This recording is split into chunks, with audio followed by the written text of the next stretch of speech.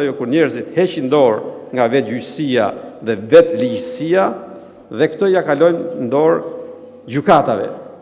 Dhe gjykata që kemi ne, ajo që kemi, sepse këtë kemi, ashtu si dhe këtë parlament kemi, apo këtë ministër kemi, këto që kemi, thonë këtë gjë, që veprimet kanë qenë të ligjshme.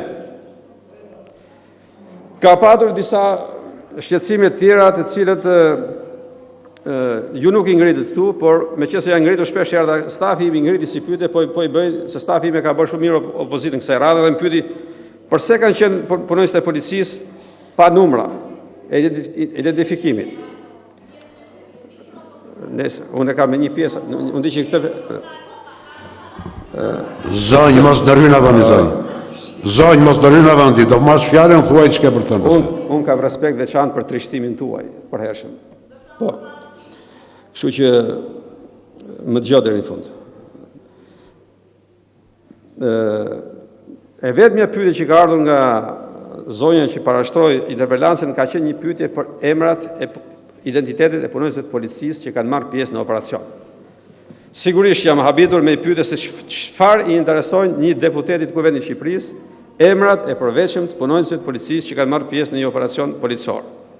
Përgjigja nuk ju kam mbritur zyrtarisht e nderuar deputete, po ju them publikisht, nuk do t'i merrni kurrë emrat e punonjësve të policisë sepse nuk keni tagër ligjor për të kërkuar dhe për të bërë hetime ndaj operacione policore. Të vetmit që kanë të drejtë të njohin detajet operacionale, emrat e dhëna tjera personale për operacionin është Prokuroria e Shtetit Shqiptar, e cila mund ta bëjë këtë punë. Sa i përket çështjes së uniformës, duhet të them që policia në datën e operacionit ka qenë, siç u thash, në 2 operacione ndryshme. Një operacion për lirim objekti dhe një operacion për menaxhimin e një proteste të pa lajmëruar.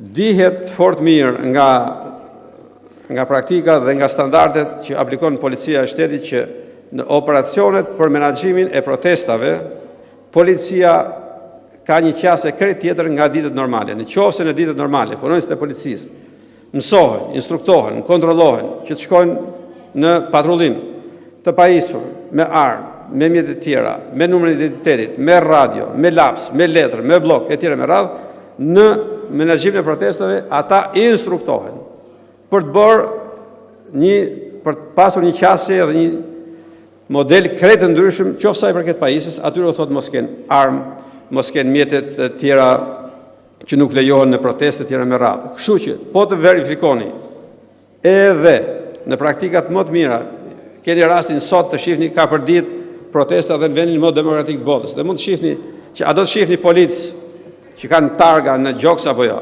Dhe ju garantoj që nuk do të shihni punonjës policie që t'i kenë këto numra identiteti, jo se ka gjë për të fshehur, por për një fakt të thjeshtë. Të gjithë punonjësit e policisë që shkojnë në një operacion të organizuar janë identifikuar përmes drejtuesit tyre. Të gjithë barrën e përgjegjësisë për veprimet, mos veprimet, suksesin, dështimin e policisë në operacion të organizuar e ka drejtuesi i tyre. Emrat e tyre i dini dhe këtë jo jap gjithë ditë. Ju jap emrin e drejtorit të Tiranës, emrin e drejtorit përgjithshëm të policisë shtetit dhe nëse doni përgjegjësi politike keni emrin tim. Këto dhe mjaftoni me këto. Nuk e di se çfarë ju duhet emri i Nokës apo Islamit atje. Nuk ju vlen dhe nuk duhet i keni. Ka qenë dhe një pyetje tjetër shkurtimisht edhe se miku koha për median.